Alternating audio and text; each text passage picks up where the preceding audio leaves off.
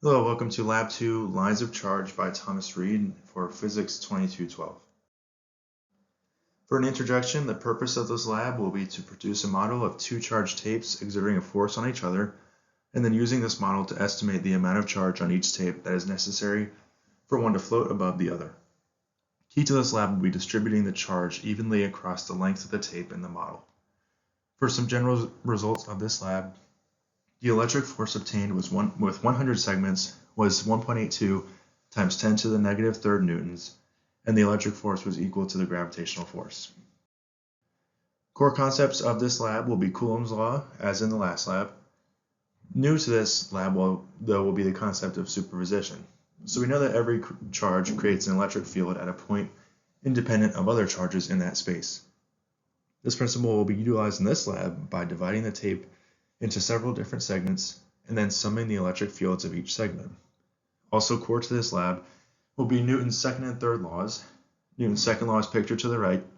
Newton's third law, as we know, is for every force there is an equal and opposite reaction. Some key assumptions for this lab: air resistance is ignored. Each segment is considered a point charge. The U-tape can be divided into several segments with the charge distributed evenly on each tape, or each segment has the same charge, and the sum of each charge will be equal to the total charge on the U-tape. This is just data and measurements from Lab 1 that we will be utilizing for Lab 2. These are the same as the last lab, so I will not go through every one, but as you can see, we have the gravitational force calculation and the calculation for Q, which we isolated and found to be 2.287 times 10 to the negative 8th coulombs. For our computational model, this is our code. If you look at the top left image, that is us creating the top tape and the bottom tape for our calculations. The top right is creating a function for the electric field. And then the bottom longest picture is iterating through each piece of tape in the top tape, and then iterating through each piece of charge in the bottom tape. And this is a nested for loop, as you can see in the picture.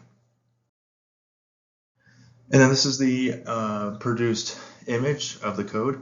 As you can see, all the electric fields pointing out in the green, and the magnitude of the electrical force and the gravitational force were found to be 1.8 times 10 to the negative third newtons.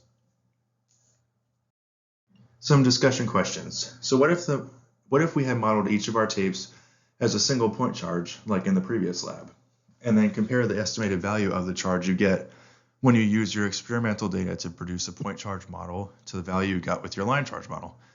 So our values differ, as you can see here, as 2.287 times 10 to the negative 8th coulombs versus 3.124 times 10 to the negative 8th coulombs. So now, why do these values differ? Which value is more likely to be closer to the real value, and why? So in this lab, we considered the x and y components of each charged piece of tape, or each segment that we considered, the 100 segments. So this is much more realistic because we're considering multiple charges and how they combine together to create the one charge, whereas in the last lab, we consider the tape as a single point charge, which in reality, in real life, there are not many single point charges. There's a lot of different forces that act on objects at the same time. So the use of superposition in our lab makes this much more realistic, as it more closely mirrors the real-life effect of electric force. Some possible sources of error for this lab. So when I was first coding this, the electric force should have been equal to the gravitational force. So when it didn't run the code and it didn't have an equal and opposite force for the electric and gravitational, some adjustments had to be made. This was done via the trial and error method. We tried different values of Q until those forces equal each other, which was what the expected result of this lab was.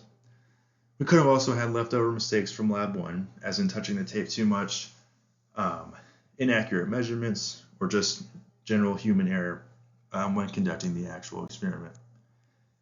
This is it for this lab. Thank you for watching.